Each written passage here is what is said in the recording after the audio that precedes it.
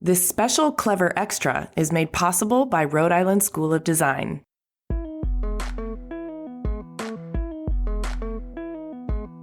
And that's the truth. We're born with this. It's hardwired in us. The idea of creativity is not an exclusive thing. It's how we manage the world. It's how we get ourselves through things. It's how we sort of wrestle with this incredible grand mystery of creation. And creativity is just an echoing act to sort of celebrate this damn mystery and try to at least wrestle it into shape. Hi, everyone. I'm Amy Devers, and this is Clever. This is a special episode that was taped live at Rhode Island School of Design as the keynote presentation of Design Week Rhode Island, and features 4 short interviews with notable design thinkers around the central topic of creativity. As a social value, creativity often gets relegated to the domain of pure aesthetics, or icing on the cake, if you will, rather than being recognized as the fundamental impulse and effort behind every single creation. Here, with panelists Rosanne Somerson, Sara Ossana, Umberto Crenca, and Sophie Chien, we are discussing creativity as a core component of personal empowerment. It's a mindset and a life skill that each and every one of us is born with and can strengthen with training.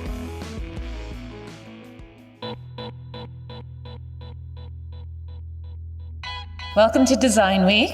This is our 6th annual event. My name is Lisa Carnival. I am the co-founder and executive director of Design by Rhode Island. Tonight is a very special occasion at Design Week Rhode Island. We are excited to be joined by Amy Devers, a RISD alum and co-host of Clever, a podcast about design. Amy and her co-host, Jamie Derringer, started Clever as they wanted to create a platform for design and designers to tell their story. For them, they see design as universal. In their words, every object, system, and environment in the built world has been designed. We agree. Design by Our Eye was founded to highlight design, and importantly, design's necessity. It's true, Rhode Island's design talent is vast and potent. It sometimes lies underneath the surface, but design is part of the state's DNA. For this, it felt an obvious quest. Tonight, Amy and her guests will take us on an exploration of how we understand and nurture creativity in all of us. It's a perfect finale to the Design Week featured speaker series. I'm excited for tonight's conversation with Amy and some of Rhode Island's creative superstars. Thank you, Amy, for joining us. And thank you all for being part of Design by Rhode Island and Design Week Rhode Island.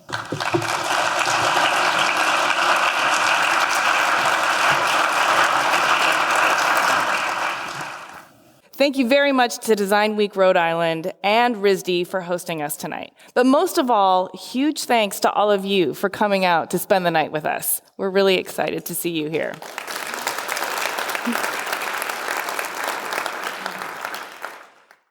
So tonight we're here to talk about creativity. And we need to dispel some of the pervasive myths that are still out there in our culture that are dissuading some people from owning their creativity, which we think is a really powerful and important thing for everyone to do. We think it's a fundamental skill set that applies across all industries, all areas of life, and ultimately all the complex challenges we face in the world. So empowering people to access and own their creativity serves everyone. Keep championing what I believe to be the ultimate human resource, creativity. So with that, let me give you an idea of how this is going to go down. We are recording a podcast. I'm going to do 4 lightning round interviews, one after the other, with each person, and we're going to dispel some myths about creativity and talk about how it has served us in our lives and how we believe it can serve others. And then we're going to open it up for a Q&A from the audience. Ready to get started? Hello, everybody. Thanks for coming. I'm Sara Ossana. I'm a designer of product, furniture, lighting, and so forth. Also interior architecture, set design for theater. I also am the co-founder of ONG Studio and former co-owner, and an educator as well. And why I do it, it allows me the ability to affect the most change in the world in the most kind of efficient, quickest, and direct fashion, and to also collaborate with others, other like-minded people. How would you define creativity, and at what point did you recognize creativity as a necessary life skill? So for me, my personal definition of creativity is the ability to improvise within a given set of restraints. So I find that when you're limited in certain ways, or there's constraints, you have to kind of see things that maybe aren't there. You have the ability to create and kind of go down a road maybe someone else hasn't gone before. And for me, it really started at a young age. I struggled a lot as a child. I had a difficult childhood. I learned at an early age not to take things at face value. And creativity for me was a way to kind of add order and to a complex and unpredictable world. I actually had, I grew up in Arizona, in Tucson, Arizona, and I had a very mercurial father. He was actually involved in a lot of clandestine activities, not violent, but illegal nonetheless. And just to be honest with everybody, because I think authenticity is important in your story and owning who you are, he was a drug trafficker. We're in Arizona. He stopped when I was in my 20s, but what it did was I had a lot of instability as a child. We did amazing things. He was an amazing father in certain ways and an amazing parent. We would travel and do all kinds of amazing things. I had a motorcycle at 5. I was flying an airplane with him at 8. We traveled all the time, but then he would disappear for months at a time. So for me, creativity was a necessity. It wasn't a luxury or an aesthetic pursuit. It was the way that I kind of imposed order and predictability in a situation that I struggled with, being kind of surrounded by adults who I necessarily couldn't really depend on. That's interesting to hear you say that, because most of us kind of associate in a general way of creativity as a way of thinking outside the box and coming up with ideas that kind of cut through established protocols. But you needed creativity to make sense of your world and to find some things that you could rely on. Can you give us some specific examples? I spent a lot of time alone, and if I wasn't, I was with a lot of adults, like I said. So I was using make-believe and art, and at the time, I didn't know it was design at the time, but design to kind of define a world for me that made sense around me. For example, my mother put me in a lot of art classes and a lot of kind of enrichment, which was great. So I did the ceramics class at the Tucson Museum of Art when I was probably about 6. And I didn't realize it the day that I went, but half of the class was blind students. And so I befriended this boy, and we were doing, like coil pots and pinch pots and so forth. And he did this mask, like a face. And it was the most amazing thing. It was actually leagues above anything that any of the sighted students had done. And it just reinforced in me something that, you can't take anything at face value. And creativity really kind of is all around you and is a tool, for anyone to kind of use in their experience. It sounds to me like it was also a way for you to process emotions that you might not have had language or a voice for. Maybe you didn't have ears that were sympathetic to what you needed to process, or maybe you didn't even have the language to articulate it. Mm-hmm. But through creativity, you could express and process and sort out what was going on in your life. And in many ways, sort of, you learned early that you had to create your own life and your own path for yourself. It's funny because I identified pretty early that I had a knack for these things, like I said, in the arts and painting, drawing, and music. And then it also kind of translated eventually into athletics as well. So that's my next question. Yeah. What's a myth about creativity that you'd like to dispel? So I think one of the myths I'd like to dispel is that it's kind of focused on these certain disciplines that are expected, that everybody understands in the arts. I mean, For me, what I struggled with so much growing up was as I got older and I realized I could collaborate with others in sports, I found that I had to compartmentalize myself. So I was like the artist-athlete or the athlete-artist. And I actually think creativity is born of rigor and discipline and mastery of something. In my case, it's many things, but with athletics particularly, I feel like my sport was basketball. I played Division I basketball in college. I think sports are extremely creative when you have mastery of something, you're collaborating with others, and you improvise in a situation that you've trained over and over and over again within.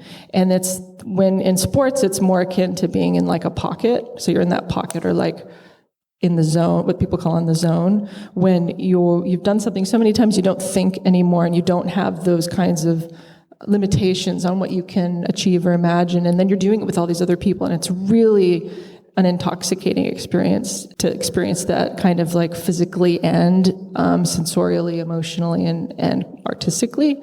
And I believe actually that creativity, I think we're all born creative personally. That's a worldview that I have. I think everyone is born creative. We're all born creative in our own individual way, and it's kind of like life and the restrictions and the desire culturally that we have for predictability and fitting in that kill that in us.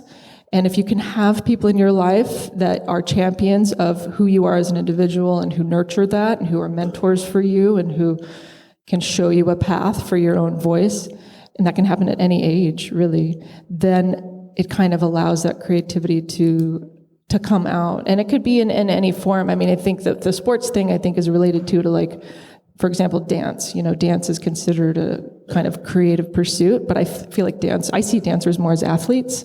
In some ways, I was like, oh, I should have been just in dance. I don't know if I would have been good at it, but, because I think that we have, as a society, we legitimize certain types of creativity and not others. And I think that we're doing a disservice to kind of the abilities that we have as a collective and what we can bring to things and bring creativity and design thinking into everything that we do. Agreed. And speaking of that, I know you've been doing a lot of research and investigation into design for well-being and the aging community. Mm-hmm. And I wonder if you can talk about how creativity applies here. So what I didn't mention was that my father passed away last August of cancer.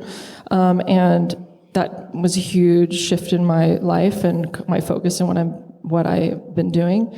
So he lived for about 2 months after his diagnosis, and in that time, we went to the Mayo Clinic for a second opinion, and I was thrust into this. I took a leave of absence from O&G, and I was thrust into this healthcare system. And of course, the Mayo Clinic is, one of the premier ones, but he was 66, so it was just, in general, kind of the healthcare experience and what you go through as a caregiver and your family. And then he went directly into hospice because he opted out of treatment. So that experience personally, I thought, the first thing I thought of doing when I went through that with him was, I need to write a letter like, this is ridiculous. I can't believe there's not more attention being paid to this. And then I was like, no, I don't need to write a letter. I need to solve this through design. And I started my Studio Mo, Michael Ossana, named after him. Really, it's about drawing attention to cultural blind spots in humanity, and I was like, what's the deal with the aging population? Why aren't we paying more attention to this? We're all going to be there eventually. And then with the baby boomers coming up, and that it was just appalling to me that it wasn't being spoken about more. Maybe it's not sexy enough. Maybe, it's not interesting, or people don't think that it's culturally viable, which it completely is. I think in many cases it's that people don't know what to do, right, because they're not flexing their creative thinking muscles. Exactly. So I created the studio to try to give an umbrella to the sense of like the issue of the aging population in society, rethinking hospice design, rethinking healthcare, and assisted living. And I have a research fellow and a colleague who is my process architect, working out of Portland, and we've been doing all of this research, kind of preparing a presentation. We would like to do a symposium or some sort of think tank on it, and then just start to really draw attention to this subject. And that's just, for me, I feel like where creativity comes into play here is I had this experience, and I couldn't help with my father, like seeing the hospice, even though it was in-home hospice, but seeing that hospice experience and saying, like, how could this be better? Where are the death doulas? Like, why don't I have a way to cope with this with him as a caregiver and the support? Why is the bed that they delivered too small for him? He was 6'3", like, that's ridiculous. It goes on. And so I saw all of these issues as things that could be solved with creativity and design. And that's exactly what I'm trying to do. And now you're using your creative brain to solve those problems. That's right. Go, Sara. In what surprising ways has creativity training served you in your life and career?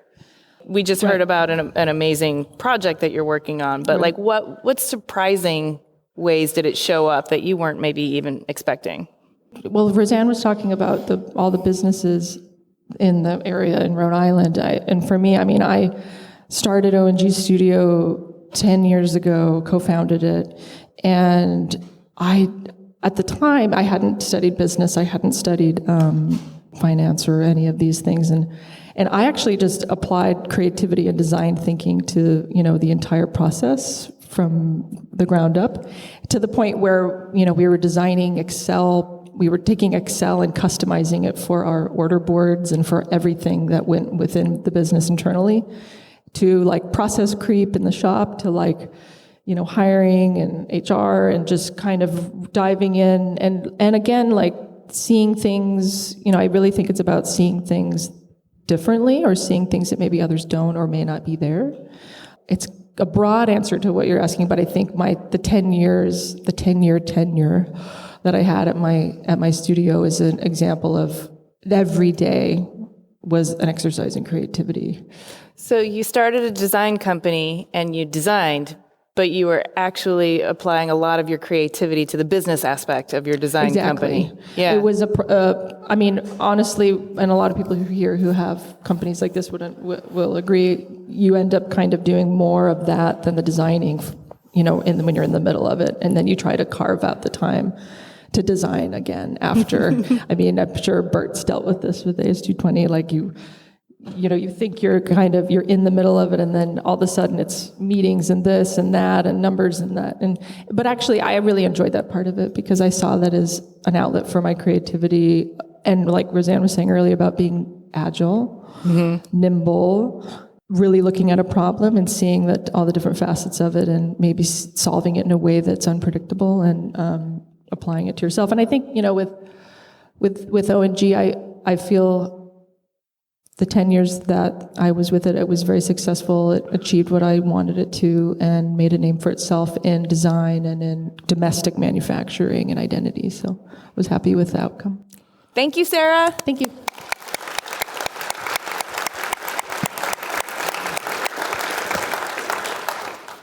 My name is Sophie Chien. I am a 5th year at RISD studying architecture. And I am studying architecture because I am interested in deploying it for social change. Deploying it for social change. So how do you define creativity, and at what point did you recognize creativity as a necessary life skill? I realized that I needed to be creative when I was quite young. I grew up super, super shy. So I spent my whole childhood just looking at people. Through that, I realized now I have the words for it, I didn't then. But the inherent power dynamics whenever I entered a room, how people would treat me, how people would treat my mom, who looks completely different from me. And through that, I began to imagine new spaces where people look like me, or everyone was treated with the same amount of respect wherever they'd go. And so looking back, I think that I was kind of theorizing creatively about my own environment because I didn't feel like I had a space where I belonged. And so I think that's kind of how I came into my own kind of creativity, and through that, my own agency. What's a common myth about creativity that you'd like to dispel, or that you've witnessed in your life? I'm really interested in the idea that creativity can propel justice. I think that to have a more equitable society, we have to imagine things that don't exist right now, because there are so much crap in the world right now. And the only way we get out of it is if we stop accepting it, but also if we imagine different ways to do things. And that's really where I see the power of creativity. Right. We can complain about things, but it's far more effective to complain about things and have a solution to the problem kind of ready to go, or at least an idea that could work. So how has your creativity informed your identity, and vice versa? How's your identity informed your creative work? Yeah, I mean, like I said earlier, I think from an early age, I realized that creativity was kind of my escape card, or my way out of situations that I was frustrated in. And so even coming to RISD, I kind of knew, this might be a stretch to say, but I never felt like I was that artistic, but I felt like I was inherently creative. And I think that's where interesting conversations about artists versus designers come in, which we can have.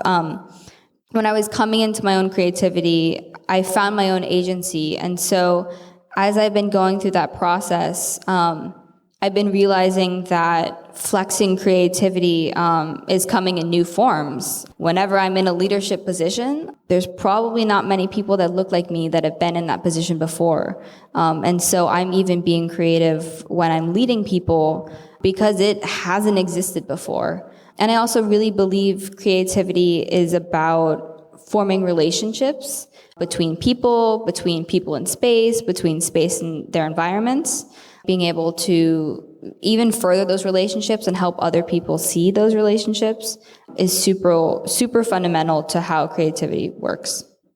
In what surprising ways has your creativity training served you in your life and career?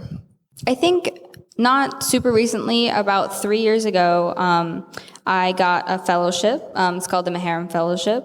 And its entire intention is to place artists and designers in fields they wouldn't typically be in. So, of course, I jumped at that chance to be creative outside of creative fields. But I was working in City Hall for the City of Providence, and I was in the mayor's office for city services. So I was in the 311 office. So if someone had a tree that fell down, or their sidewalk was busted, or they forgot to pick up their trash, they would call us. And so I was interested in that office because it's the one place in municipal government where people offer their feedback, you know. Most of the time in government, they're just doing things, and even if it's planning, they might have one meeting where, you know, they invite the neighbors, but if you have a kid, you can't come, or if you work late, you can't come. And so it's really hard for people to actually interface with municipal government. So I was like, we have this wealth of information that people are offering. We're not pestering them. They're literally giving it to us. And so I was interested in how you translate the information that was given to the larger questions. You know, is there a correlation between the number of downed trees and a high school graduation rate? How can those smaller things inform larger planning projects? But while I was there, I think I was so surprised that because I was in government and because I was in a place where I don't think anyone in that office I worked in considered themselves an artist or designer. They didn't have the capacity to answer the questions that I was asking them because they couldn't see it, they couldn't visualize, they'd never been trained to think about things not more efficiently, but just differently. So I actually spent the second half of that summer running design thinking workshops for them. So just so we could be on the same page. So I roped in friends that I had made throughout the summer, the Office of Innovation, the Healthy Homes Office, and really just went through a basic design thinking exercise to show them wherever they are in their jobs, there's always a way to think around something or to, again, connect things or form relationships that don't exist. How did that go over? They went over pretty well. They were all really receptive for it. And I think it's integral to understanding, you know, that creativity helps you imagine worlds that don't exist yet. And it helps you reframe things in ways that, you know, you didn't even consider before. Did you see some light bulbs go off in their heads? I mean, did you feel their enthusiasm for seeing what doesn't exist and maybe unlocking some doors for like how they might create new systems? I definitely did. Unfortunately, it was just a summer, and as most projects do, they have to end. And so that's something I'm definitely thinking about even for my thesis this year, and hope to really kind of poke out more moving forward. All right. Thank you, Sophie.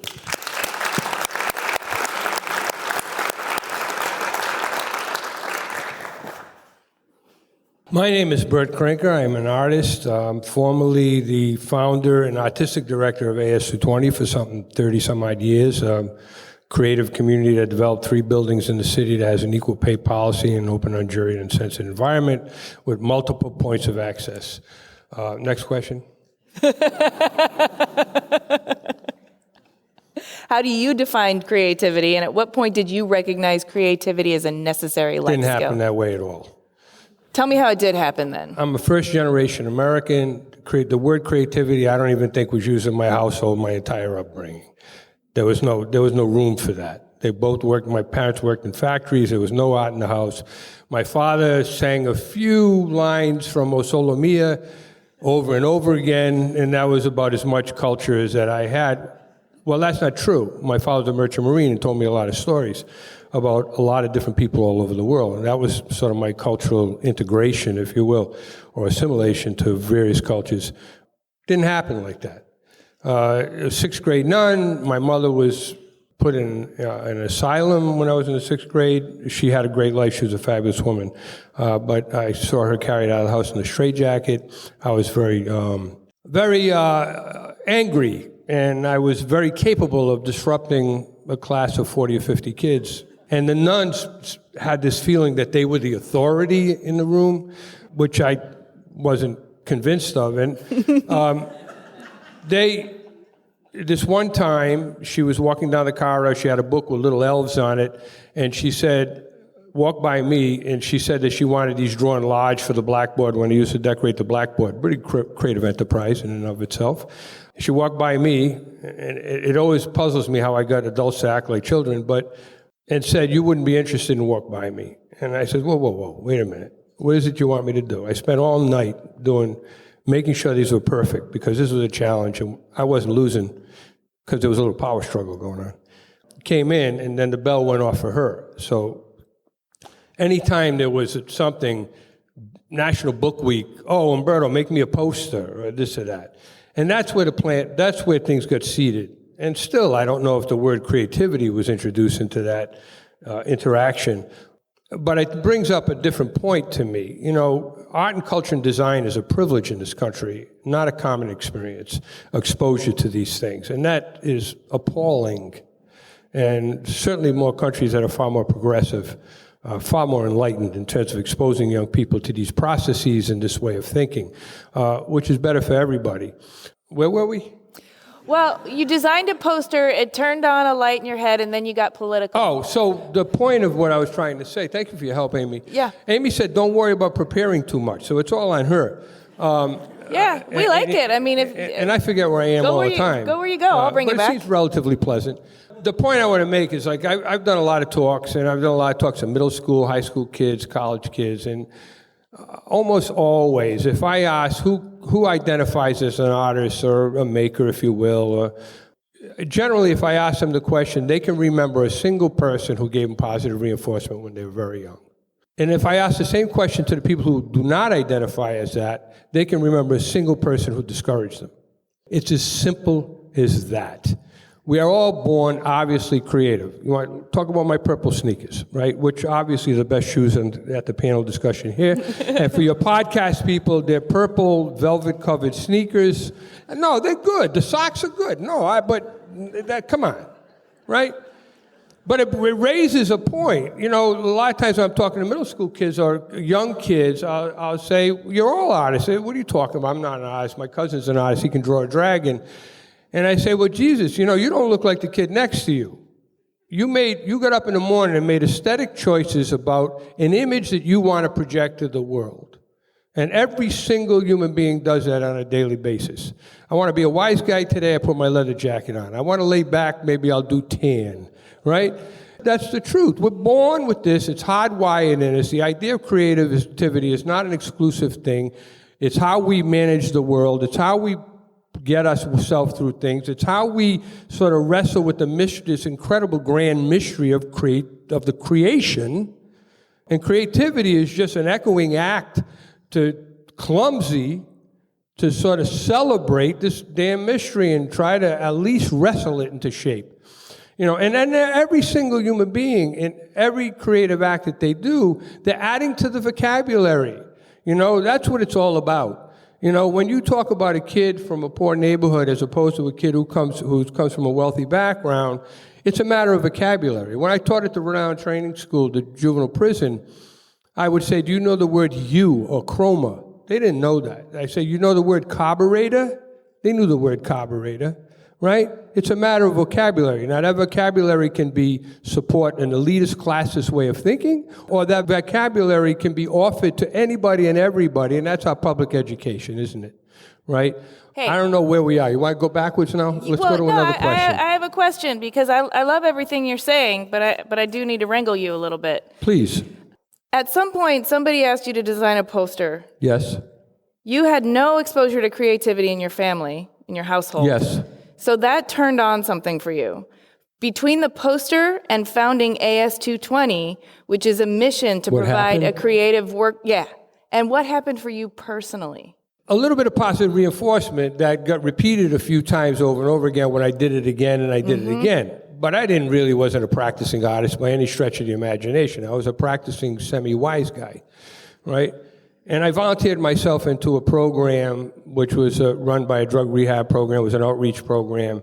And I was in an encounter group one time, and I was sitting there, and some of these ex-heroin addicts and addicts of different types, I wasn't a heroin addict, asked me what I did besides being a wise guy, because they said, you're not really that good at it.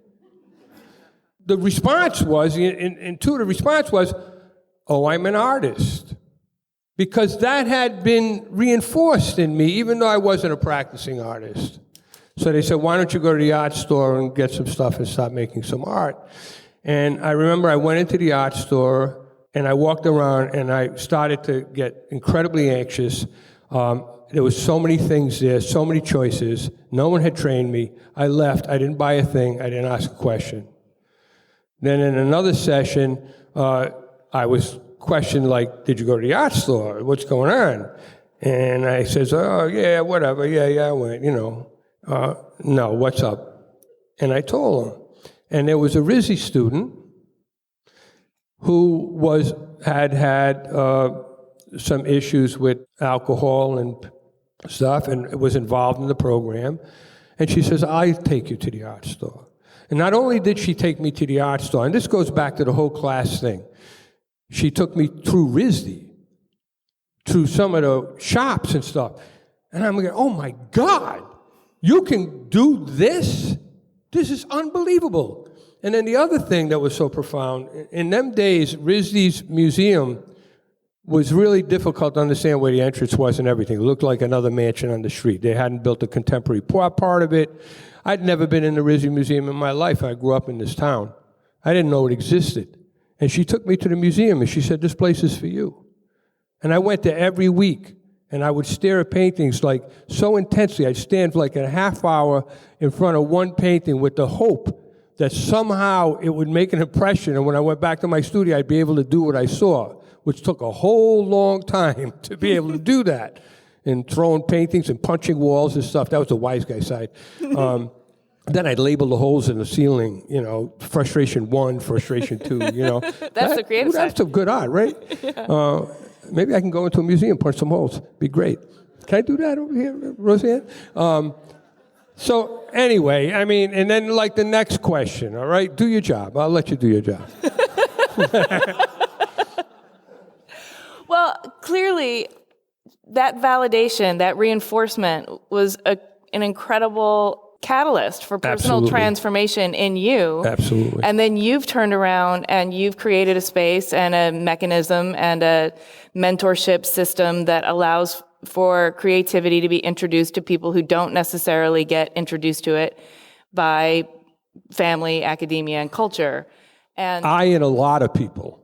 Yeah. And that's a really important thing, because if it belongs to the community. I agree. It belongs to everyone. And the problem is, as a culture, we still think it's for the creative types. But the creative types are everyone, and it doesn't mean that if you learn to harness your creativity or leverage your creativity, that you have to go in a creative profession or what's considered a creative profession. It just means you now have a really useful skill to bring into anything you choose to do in life. But you've said something to me that you witnessed personal transformation close up. And you've been there when you've seen it start to happen. What is that? What does it look like? Well, I'm going to give you the example of Angel Newman, who is now program director at ASA 20. She started at ASA 20 when she was 14. Her and her sister used to, in a very crowded house, used to do some dancing in front of a mirror and got involved with our youth program. It's kind of a long story, but that providing a simple venue and opportunity for her to evolve, that woman now is the director of program. She became the director of the youth program. She became the director of programming at ASA 20. She just finished her bachelor's degree and just started on her master's degree. And she's a mom with 4 children that she's raising brilliantly. So that's the kind of thing. I've seen, But it all started with?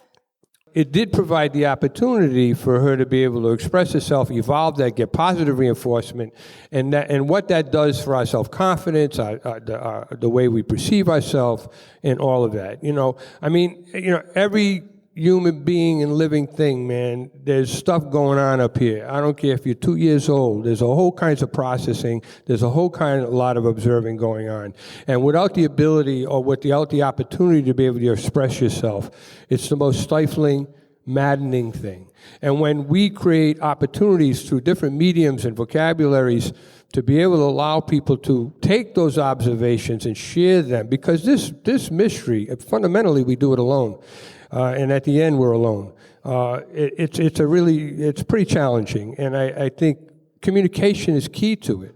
And when we talk about empathy and we talk about changing the world, how do those things come about? How do we evolve that if it isn't through communication and getting to know each other? And how do we get to know each other if it isn't with our clumsy efforts of communicating in one way or another? And all of the art forms and design, we express it in a chair. This chair says something different than those chairs, much like what Roseanne was speaking to and what Lisa was speaking to early on, so eloquently. I can speak English, kinda. I don't know. Where are we now? Time for Roseanne. Did we use all our time Thank you, yet? Bert Crenca, Oh, no, we everybody. we talking about. Don't we ever? Oh, all right. Thank you for the opportunity, Amy. I'm Rosanne Somerson, president of RISD, which is comprised of a college and a museum. And I'm also a furniture designer, writer, and a few other things. How would you define creativity, and at what point did you recognize it as a necessary life skill? I would define creativity as following Bert on a panel. I think Bert touched on it, but within the root of the word creativity is creation. And so I look at creativity as thinking about creation from a unique and individual, independent voice. I would also say that creativity is a byproduct of curiosity, and that a lot of individuals aren't nurtured in their ability to live through their curiosity. And if they are, given the opportunity or just driven, as other panelists have said, to do that on their own, they don't recognize their own creativity. Not recognizing your own creativity is the real problem we're trying to solve here, isn't it? I think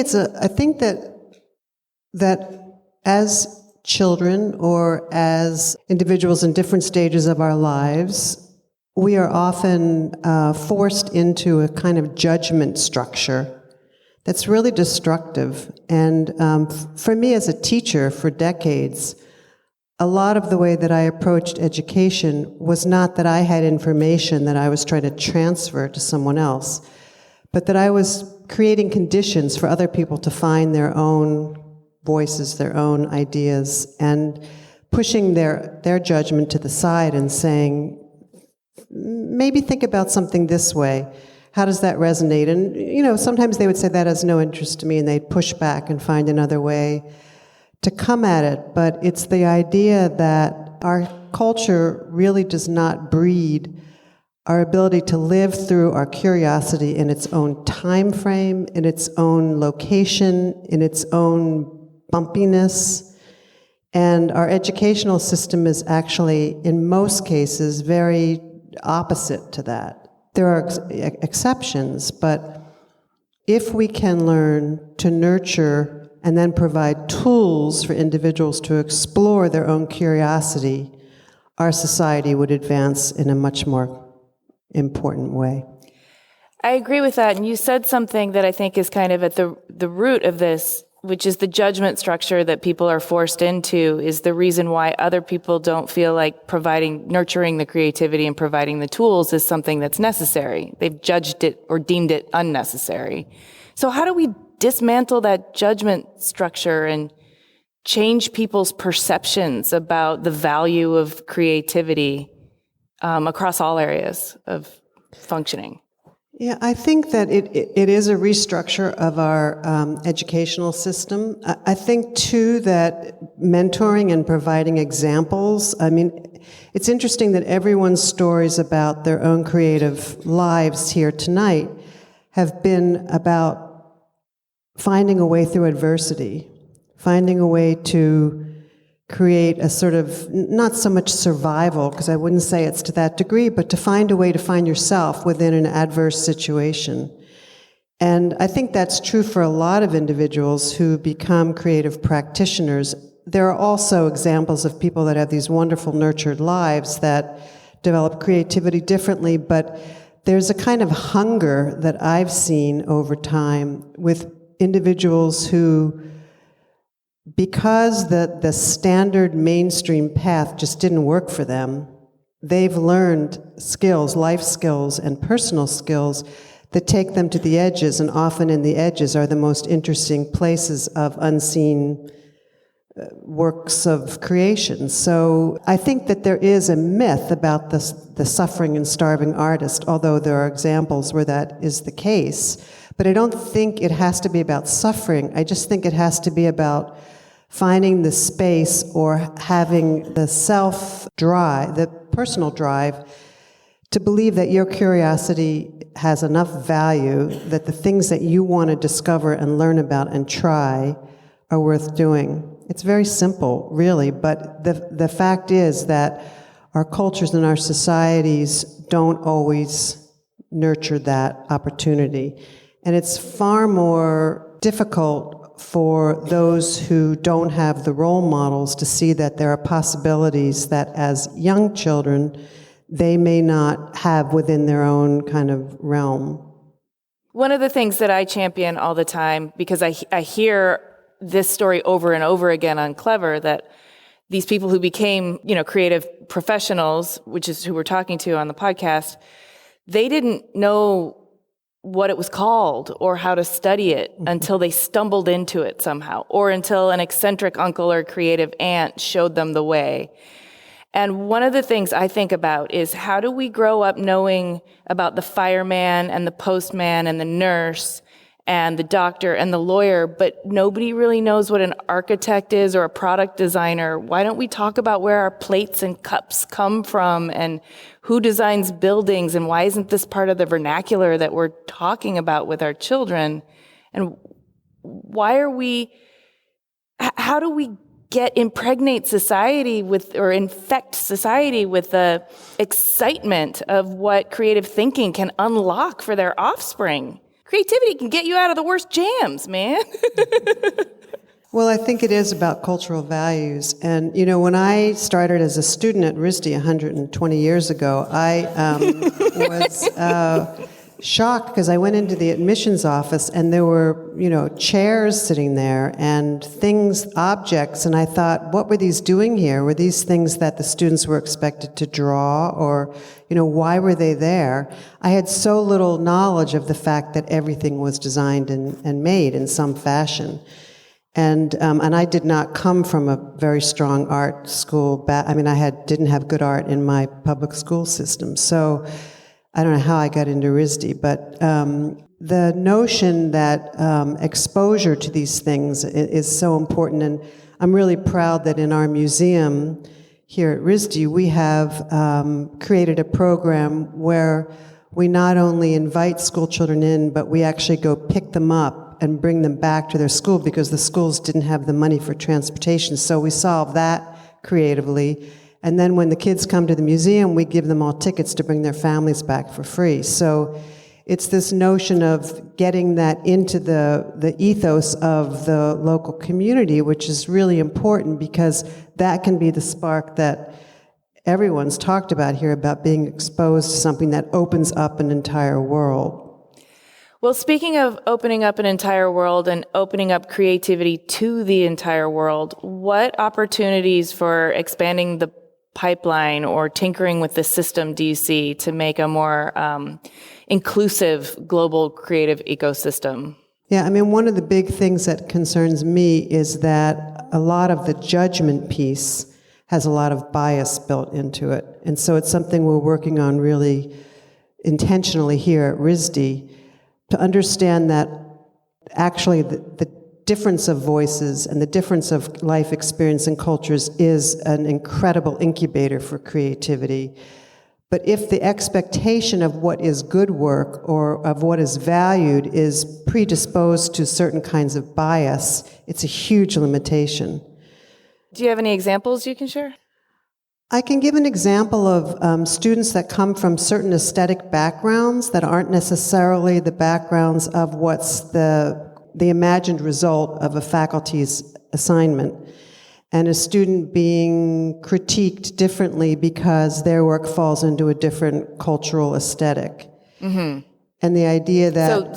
So the faculty member may have a sort of European ideal when it comes to something. Yeah, something like that, or yeah. And so we're actually working very carefully here at RISD right now to expand our pedagogy and our curriculum. So we're actually having the opportunity to have teachers take classes to expand their teaching practices here, because we believe in it. It's a value of the institution. But also, there are experiences where critics or faculty or peers just cannot understand the life experience of someone. And it's, I was listening to an interview about somebody saying that no matter how much I try, I cannot be black. I'm white.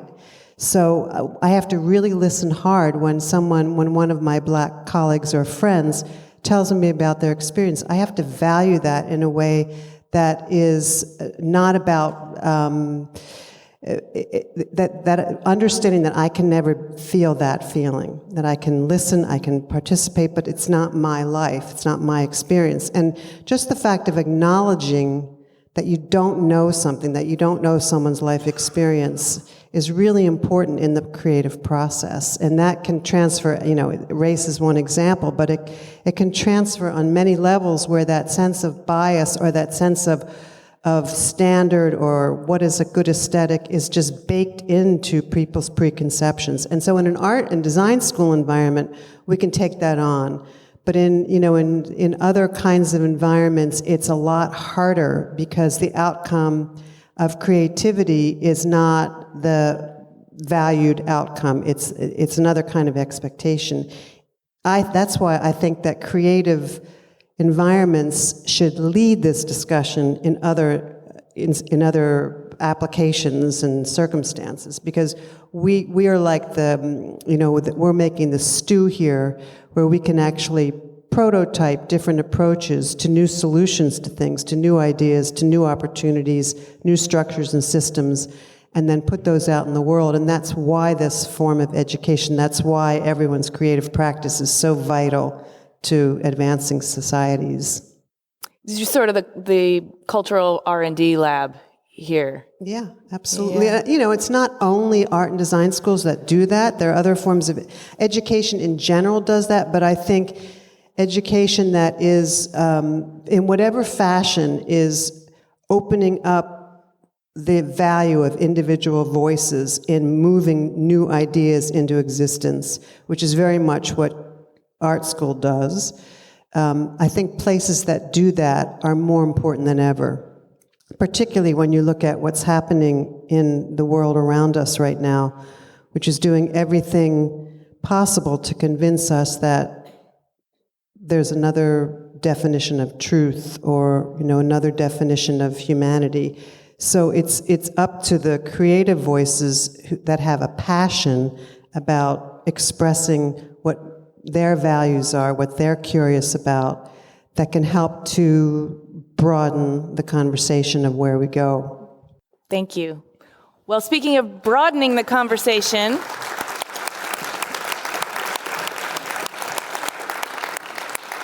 I want to invite all of you to join the discussion. So if you've got a question, come on down. Thanks to all the panelists. This was a very stimulating conversation. I want to put this question to any of the panelists that want to ask it, but Sara had brought up an interesting point about authenticity being sort of at the core of functioning creatively. So to any of you, when have you been most authentic functioning in your own creative pursuits? I think that's a search. The compelling thing about making art for me is that the last one didn't quite get it, so I got to make another one.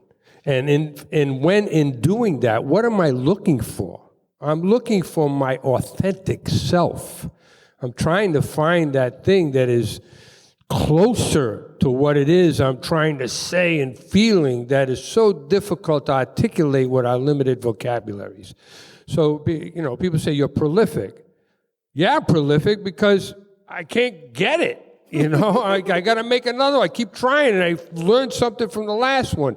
So I think that's an endless search of what it is, what our authentic self is, and how we're going to express that. I think at RISD, there's an interesting struggle when you're here to be authentic, but to also be really good. And you realize that when you're here, those things can be different. And I don't think any of them are here, but you can ask every single architecture professor I've ever had, because I will, make my way through the semester, and about 3 weeks in, I will just not want to do what they're asking of me, ever. Not a single person. That's what I realize now, in my, olden age of 22 years. That's kind of how I found my own authenticity, just really doing what I'm not supposed to be doing when I'm not interested in it. And it's really served me well. I've cut the crap a lot of times and just done things that I wanted to do. And then people start noticing and start conversations, and then not to validate you, but just to start other interesting things is a way to realize that it is authentic and it's a real thing. But you have to trust yourself enough that what you're doing is worthwhile, even if it's not what you're supposed to be doing. I think that, as Bert said, it shifts and changes through time. So your authentic self is someone different today than it was, 5 years ago or yesterday in some ways. And so for me at this moment now, and I say this to anybody, it's like I'm trying to become more comfortable with being uncomfortable, because I feel like in that discomfort I'm growing and I'm changing, and maybe for a little while I was a little too comfortable, so that's like a daily journey for me, and it's actually really liberating, freeing, and also just, and I think for students who are whether you're a grad student or undergrad or whatever, wherever you're at, like, you don't have to be right, you don't have to be perfect, you can be imperfect, and that's fine. And you can, at any age, that's fine, because you're searching and still kind of finding things. The last thing I ever want to do is know everything.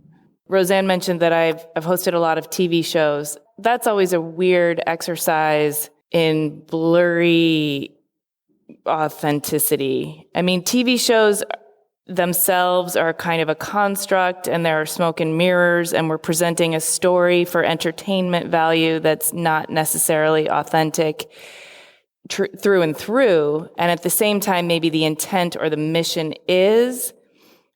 But then there's this other piece of it where I'm hired to be somebody for the audience that might not line up exactly with who I am. But in order to do what is authentic to me, which is show up, work hard, and do the best I possibly can, and also achieve the greatest outcome within the parameters, that means I have to conform a bit myself. It's a very weird feeling. And I will say that if you aren't aware that that's what's going on, which I wasn't all the time, I had to learn that about it, it can feel really awful. But when you make those decisions intentionally and you know which part is coming from the authentic part of you and which part is coming from the desire to create the greatest possible outcome within the parameters, then it's much more tolerable. But then you're also really aware of the choices you can make that can drive you towards something that's more authentic. Who's got the next question? I was particularly interested by President Somerson's point in sort of cultural hegemony in design.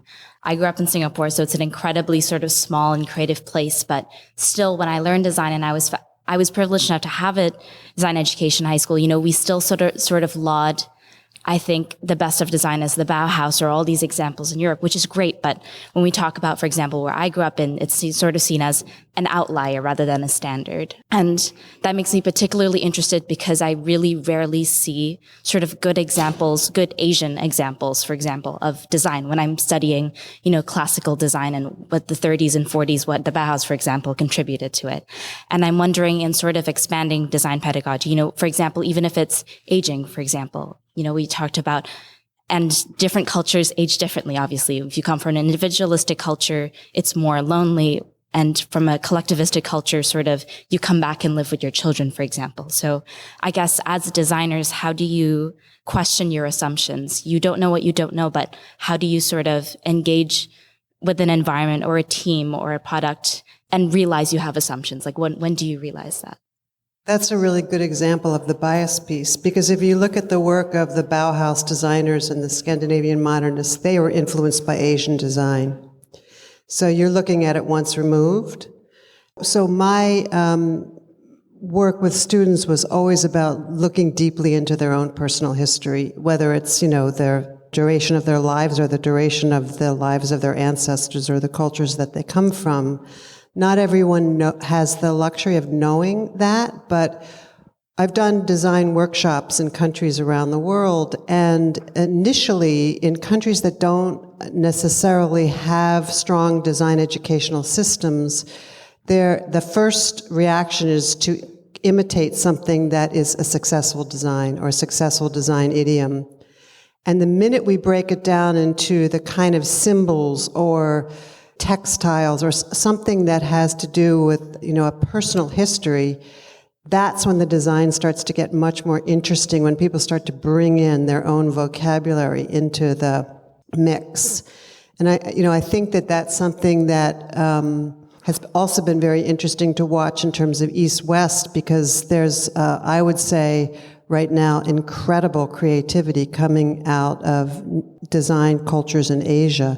Again, for thousands of years, that was the case. But then there became this sort of Eurocentric definition of what was good design.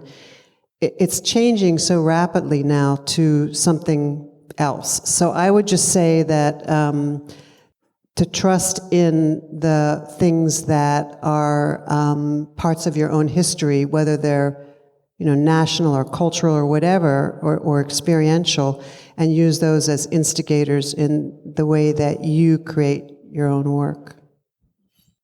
So the discussion about judgment was really something that I thought, I've dealt with in my own life, but I know a lot of people I've talked to about creativity have been like, oh, I'm not creative. It could be about anything, right? It's like, oh, let's go do a painting class. Like, oh, I'm not creative. I don't want to do that. So I was curious what any of the panelists thought about. What would you say to encourage somebody who's not creative in a traditional sense to keep trying and keep embracing that side of themselves? Well, the first question I think you should ask is, who told you that?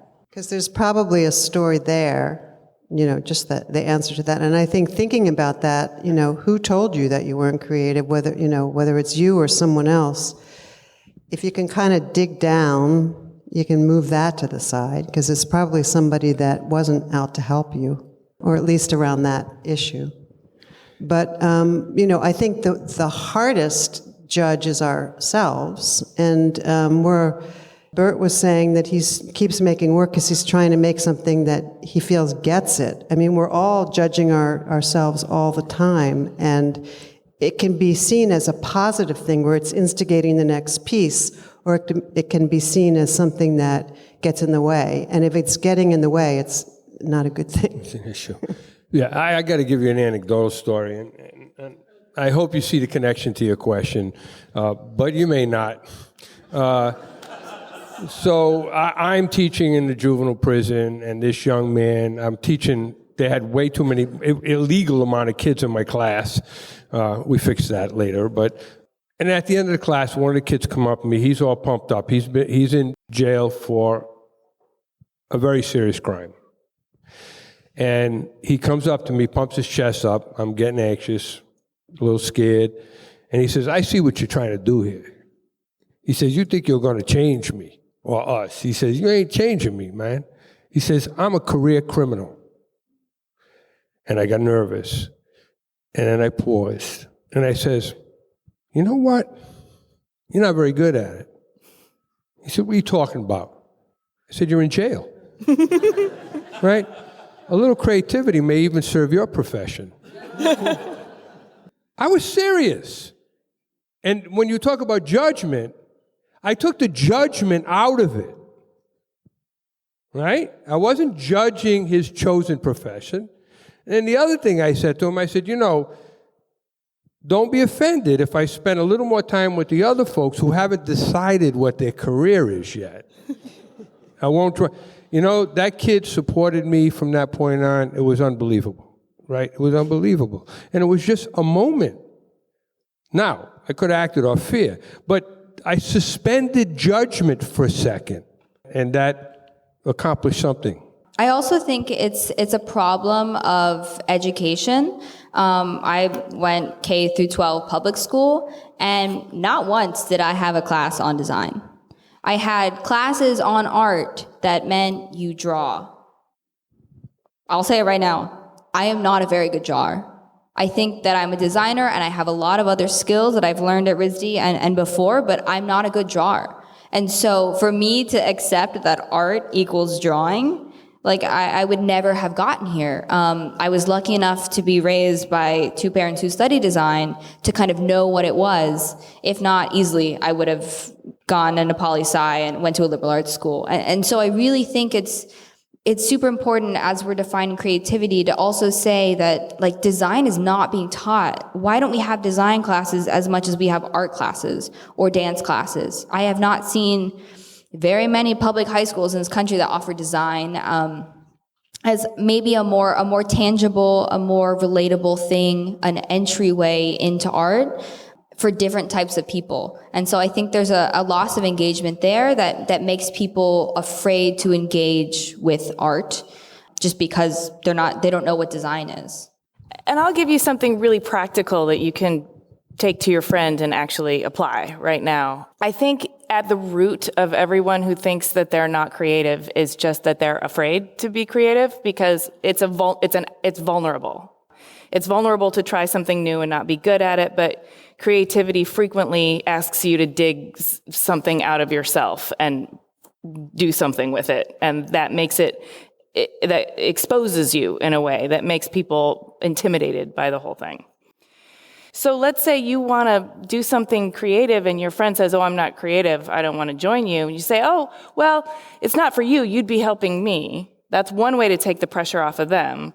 Another way is to say, well, everyone's creative, you just got to find the thing that, floats your boat. Or if they even give you a little bit of room and say, well, I think I'd like to try something creative, but I'm nervous about it. You say, well, I'll go with you, we'll do this together. Something like that, goes an enormous way. And then if you can be the friend that values her creative expression, or, that could be the poster that sets the world on fire. Yeah, I think too that there's a lot of emphasis on the outcome, the product, rather than the process of the process. Yeah. Spending time together. It doesn't matter if you're good at it or not. Let's just go do it. It'll be fun. I think there's another thing we have to deconstruct here, and it gets back into that vocabulary thing in terms of accessibility of these things. You know, one of the ways I approached, I used to teach different drawing classes and stuff in the prison, and one of them was, this prison thing's really informing this conversation for me here, but kid would say they didn't draw, but he just wanted to hang out in my class because they said I was a wacko, and he wanted to see what it was about and everything, and I said, what do you mean you don't draw? He said, I don't draw. I said, really? What's drawing? And over a period of conversation, Socratic-ish, right, I get him to finally say it's making marks on a piece of paper. And I'd say, can you make marks on a piece of paper? He said, yeah, of course I can. What are you saying? I said, then you can draw, so let's stop this conversation and get to work. I said, my job now is to help you develop the skills to make those marks say what you want them to say. Right? It's the same thing with music. You say, oh, I don't do music. What's this? It's a noise. What's this? Oh, that's a rhythm. You know music. Now we got to put some work in so you have some control over this so that you can say what you want to say, right? So when we talk about judgment, we talk about access, we talk about a lot of it's in the sort of classist fucking elitist way that we've set this up. You know, we can break these things down that anybody and everybody can have access and understand how this all works. Now, you got to put the work in, no matter what, right? So I'm going to rewind a little bit, I think. At the beginning, you talked about how people and I guess brands and design crave like authenticity and genuine human connection. And then a little while ago, you were talking about how you felt you had to kind of tone it down when you were interacting with other people and kind of perform this tone back the authenticity a bit. Are you talking to me? Yes. Okay, yes. So I was just wondering your thoughts on performative authenticity, like in the design world. So like you see like a lot of recent ads are like kind of trying to reach out to like younger generations like Gen Z and millennials and be like, oh, like we understand that struggle. Buy our app or whatever. And just, so how, I guess I want to know your thoughts on that topic and kind of how you balance wanting to be truly authentic with the knowledge that it's trendy. So you kind of brought up two things. There's performative authenticity, and then there's marketing to try and sell more products to somebody based on trends, which isn't really necessarily authenticity. There's an idea called purpose washing, where a lot of big brands are hiring marketing firms to help trumpet their purpose because they know that millennials and younger generations are really interested in like voting with their dollars and buying into a company that has a soul and a purpose. So they've caught on and they're making marketing about their purpose. But is it authentic? Not if it doesn't line up with your actions. No. Performative authenticity, I'd say there's a area of needing your messaging to do some work so that your authentic creation can get through to the people that it needs to get through to. So whatever you are able to do in terms of greasing those skids and providing that so that the messaging can sort of carve a path for the creation to get through, if it's all aligned, then you're authentic, even if you're maybe turning it on a little bit or you have to pull from a side of yourself that's more extroverted than you normally would be. But if you're being somebody else or serving a purpose that's not aligned with your authentic purpose, then it's not. Can I give you another one? Here, a little story. So this actually happened, and it happened once, and then it was effective, so it happened more than that, right? You're talking about, and I don't even know if I'm using the idea correctly of performative authenticity, but this is my version. So I'm on the 20-something floor of some building, and I'm negotiating with a bank vice president, and I'm trying to get some resources here for the greater good, okay? I'm motivated. I'm in a suit, no tie, never a tie. I don't hang a noose around my neck in front of a mirror. Not happening, right? Somebody else is going to have to do that. But I'm in a suit. And I begin to lose their attention. So what do? I take off my jacket, and my authentic self appears. I regain their attention that titillated, right? And the conversation sort of takes on a whole new vibe. Because now they're like getting down and dirty a little bit. And like, wow, cool, right? And it was effective. And I did it again and again. And I started to realize that the person that I am, because when I first started interacting with people in power, I was shy, reticent, felt overwhelmed. I didn't know the language. I was so damn intimidated, you know? Then I began to understand the power of my own authentic self and how it could be. Now, there's a slickness to it. You got to learn how to do it. I'm not with the intention of offending, but you start to realize that there's power in who you are. And how do you use that? How do you work it? And that, you know, in that same rehab program I was talking about, we used to call it constructive manipulation, right? So I don't know if that relates at all, but I think being yourself has power. How you work that, well, that's the art of it, you know? Absolutely. This being held at RISD, where we have students and teachers, cultivating creativity, but also being in America, where it's a race to the top. How would you say those who have both, been students and taught here, how do you manage supporting those beside you that you're also competing with? Because that's something that happens in the classroom with the students, but also then in business. And if we're trying to grow this community of creativity and make it as inclusive as possible, there's a lot of moments in design where it's a very solo experience, where you're just trying to get your brand and your message across and not necessarily supporting those next to you. I think that we all have to look to each other, and I look at it as like studio culture. So when we're in a studio environment, I think a successful studio environment, you're sharing ideas, it's cross kind of pollination of ideas, and it's not about someone stealing your idea or ownership or fear of being knocked off or whatever. And that extends into business as well. So like with my company, we had relationships with other makers and designers in the area. We really had outreach with not only in Rhode Island, but around the country, and shared kind of resources and everything about what we did. And in my opinion, I actually think that a critique of American business and design culture is that it's not as supportive, I think, as it could be. I think that there is this sense of the only way you can be on the top is to be maybe more successful than someone else, when in fact I think, as we've spoken about in the group tonight, the more successful we are as a group, the kind of tides, ships go, rising ships with all tides kind of thing. And I think I would kind of challenge everyone in the room and listening, to say the success of my neighbor, the success of the firm next to me, the success of my greatest competitor is better for me as well. And that we should support one another. And I saw it a lot. I felt, I went to Milan this year to Salone, and I was like, we got to do it like that. Like we got to be at a table having an amazing cocktail and great food, and everyone is amazing and doing excellent work, and we all want to be the best, and we all celebrate one another.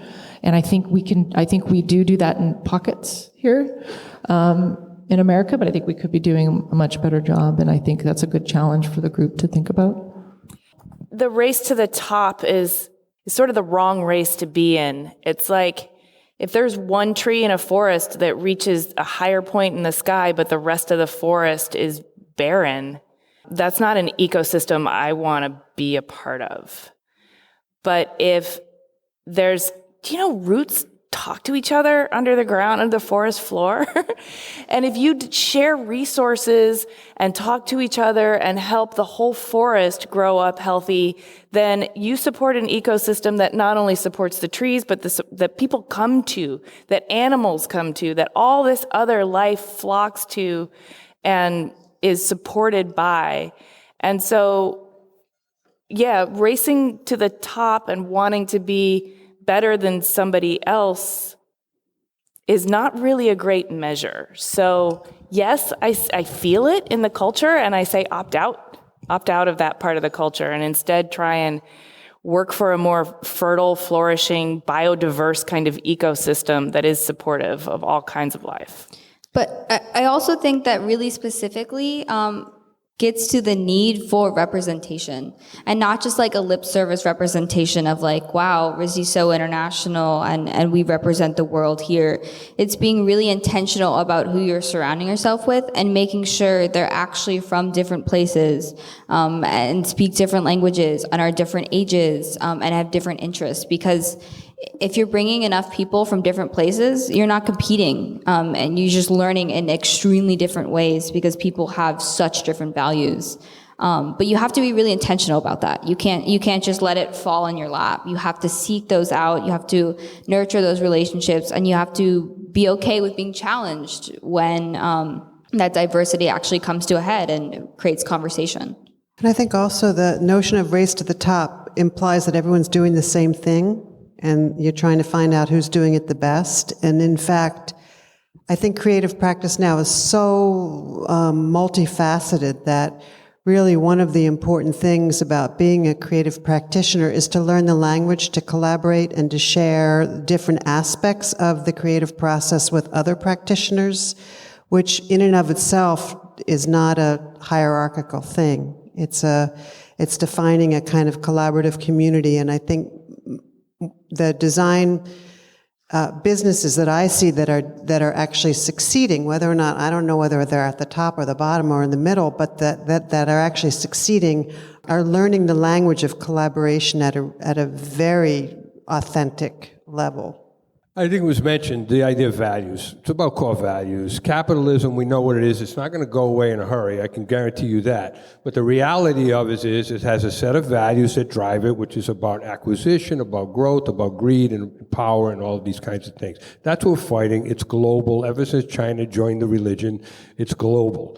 Okay?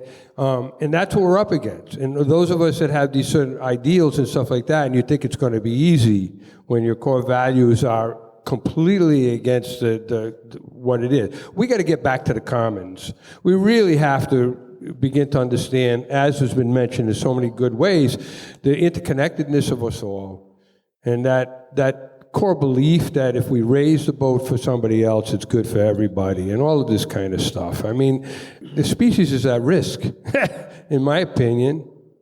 I've always thought we were a little overrated as a species in the first place, but, you know, there's some hope, you know. Anyway, you guys are great. Well, I think that wraps it up for us. I want to thank Design Week Rhode Island for hosting, Rhode Island School of Design for hosting at this venue, and I want to thank our panelists, Sara Ossana, Sophie, Chien, Crenca, President Somerson, and I want to thank you all. That's all we have for tonight, so thank you so much.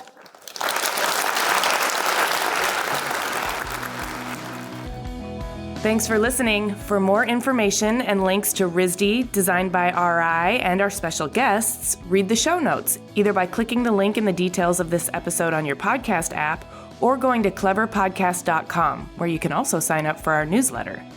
Please subscribe, rate, and review Clever on Apple Podcasts or wherever you get your podcasts. We also love chatting with you on Twitter, Instagram, and Facebook. You can find us at Clever Podcast. You can find me at Amy Devers. Clever is produced by 2VDE Media, with editing by Rich Stroffolino and music by L1011. Clever is proudly distributed by Design Milk.